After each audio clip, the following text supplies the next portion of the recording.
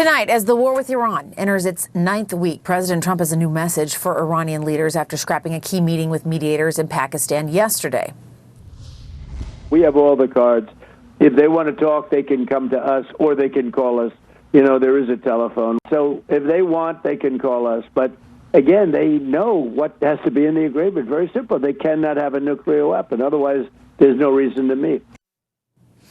And CNN's international diplomatic editor, Nick Robertson, has more on the stalled peace efforts now. Nick.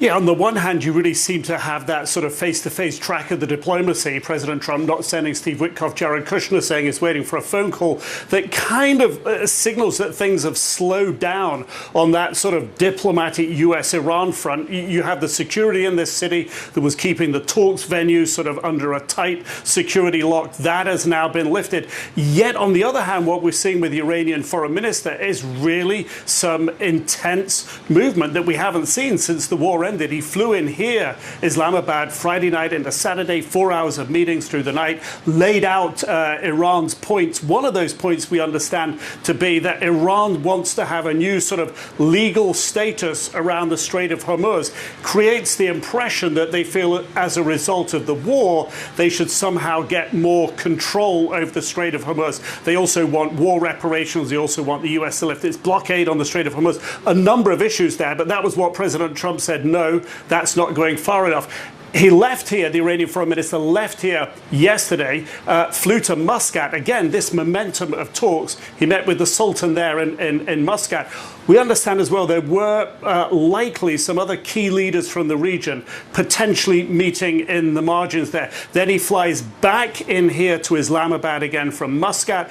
The Iranian foreign minister landing around about 6 p.m. gets into another 4 hours of meeting, creates the impression when he's meeting with the Pakistani mediators that is bringing in whatever discussions is had there in Muscat. Is this an update? Is it tweaks? Is it new ideas? Not clear. He took off a few hours ago, and right now the Iranian foreign minister is headed for Russia, where he's expected to meet with President Putin. So a real sort of diplomatic whirlwind for the Iranian foreign minister, and it's not really clear what he's discussing, where and when, and how that's going to shift things forward. But of course, President Putin in Russia widely believed potentially Russia can play a role on the enriched uranium issue. If you go back to the last nuclear deal with Iran 2015, it was the Russians who were given the extra enriched uranium that the Iranians had for safekeeping.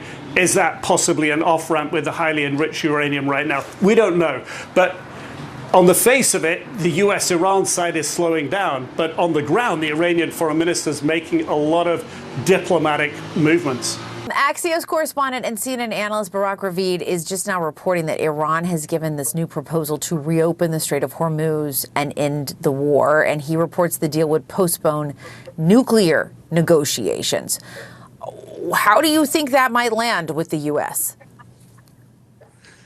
Well, certainly an end has got to come at some point here to what are really two blockades underway, an Iranian blockade on one side of the strait and an American blockade on the other. But let's remember that the blockade was a result of the war. It wasn't a cause of the war. The cause, if you believe the administration sometimes shifting elements to this, was the fate of the nuclear program. So if you reopen the strait, all you would be doing is restoring events to roughly the status quo on February 28th when the U.S. and Israel attacked. And I'm not sure President Trump politically could take, basically 8 weeks of war here that would have resulted in no change in the Iranian nuclear program. Yeah. Interesting. And I know you covered that back in 2015. Iran handed over its enriched uranium to Russia as part of a nuclear deal with the U.S. Some people believe a redo of that could provide an off-ramp to this war, as you're kind of getting. What do you think?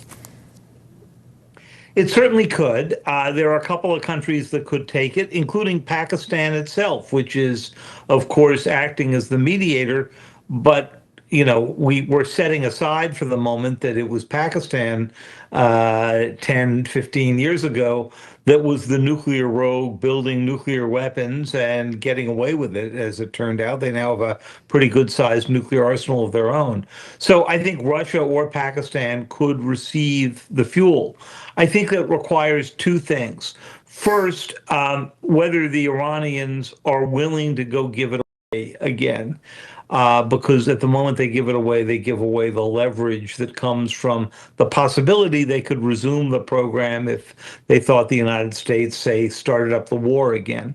The second big question is not only would they have to give it away, but they would have to halt all future nuclear work so they don't replace it. And we don't appear to have made much progress on that. And of course, those are the two big issues of negotiation. هیچ بنایی بر مذاکره با آمریکایی ها نیست و